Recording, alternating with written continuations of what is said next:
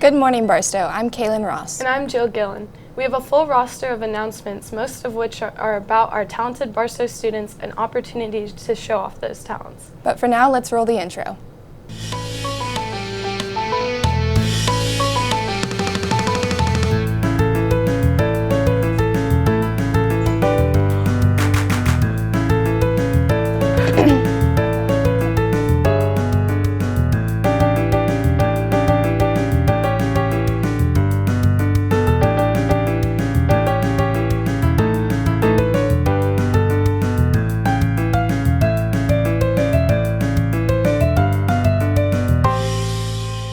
Hey Kaylin, before we start today, do you have all your service hours done? Not yet, but I'm working on finishing them up. Well, there are quite a few opportunities coming up. First, we want to remind you that the Barstow on Bourbon Street auction is a fantastic way to get Barstow service hours. If you're interested, sign up with Ms. Culver. If you need off-campus service hours, we'd encourage you to check in with your clubs and see when they're meeting and what all you can do to up your hours off Barstow soil. And if you're in NHS, there's an upcoming Harvesters visit Saturday, March 4th from 8:30 to 10:30 a.m. It should be a good time for you to bond with other NHS members, and you'll rack up a few hours on top of it all. Talk to Ebeth with any questions.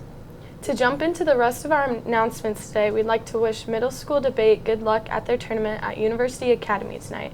Are you any good at public speaking, Kaylin? Not really. Why do you ask? Zishan and Andrew made a piece about it. Let's check it out.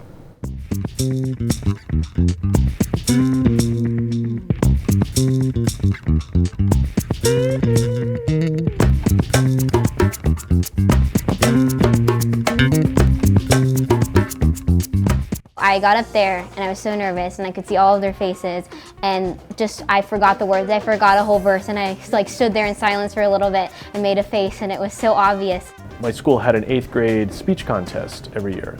And I remember in 7th grade going to it and seeing it and being scared to death of it. But you get to 8th grade and everyone in 8th grade had to at least write a speech and go through the first round of the speech contest. So I did that and I actually advanced and I got further in the contest. And I didn't get first place, but I remember my palms sweating and I remember messing up my note cards out of order.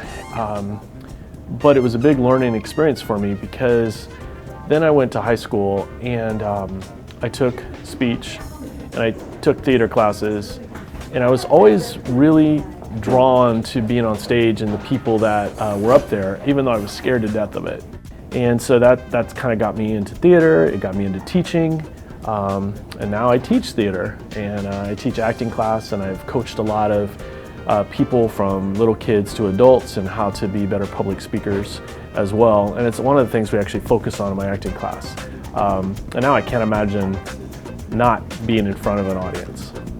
In 8th grade, I was at a speech tournament and all of a sudden we were performing and I kind of froze up a little bit because I was so nervous because it was our first performance. And then when we were done, I was sitting there watching other people's performances and then I took a straight bolt for the bathroom and just threw up for no reason. When I was a little boy, I was an altar boy at my local church. I was carrying some supplies down to the priest, walking down the pews. But then I tripped over myself and I fell over. Everyone was looking at me. I was so embarrassed. One of the scariest moments of my life.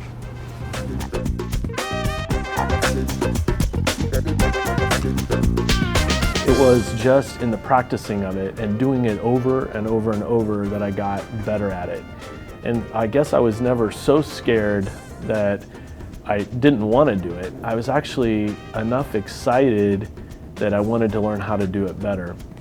I used to be afraid of public speaking all throughout lower school and then in 6th and 7th grade, but then I signed up to do Mr. Goulden's speech class in 8th grade and that kind of changed everything. I did dramatic duet acting with Elena Palese and that kind of changed everything from there, and I was performing in front of different sets of crowds and judges every single Friday. So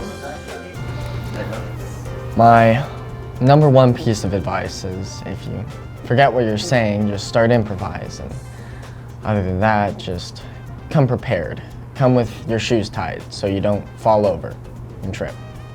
It gets better if you keep doing it and stick with it, and also it gets better if you just forget that everyone's out there, which I know is hard to do in most cases, because in most cases you're not pretending to be someone else, but in my case I just try to really get into my character and forget that there's even an audience watching me.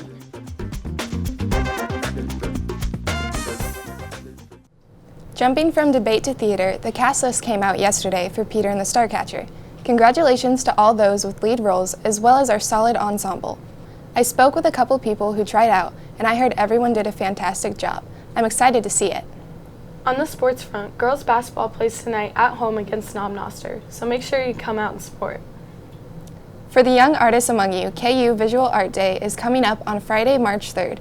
They will include campus and museum tours, an informational session for parents or guardians, a panel discussion with current KU art students, and a variety of afternoon workshops in our studios. The day will be busy from 9 a.m. to 5 p.m., with a break for lunch, which is included in the registration. The deadline is Friday, February 24th. All of the details are available online at the website below. And if writing is more your speed, the 2017 Student Essay Contest will open for submissions on Wednesday, March 1st at 9 a.m. This year's prompt is about how our ethical beliefs are formed and how personal experiences shape our morals. See Ms. Zimmerman's email for more information. Good luck to anyone participating. Well, sounds like it's a busy time for Barstow students. It certainly feels that way. Before we go, we'd like to remind the remaining seniors to turn in their photos to Libby and Lena, and thank you to all the people who have already submitted them. You will receive your brownies as promised later this week. It's been a jam-packed show, but it's been a pleasure. I'm Kaylin. And I'm Jill. Have a good one, Barstow.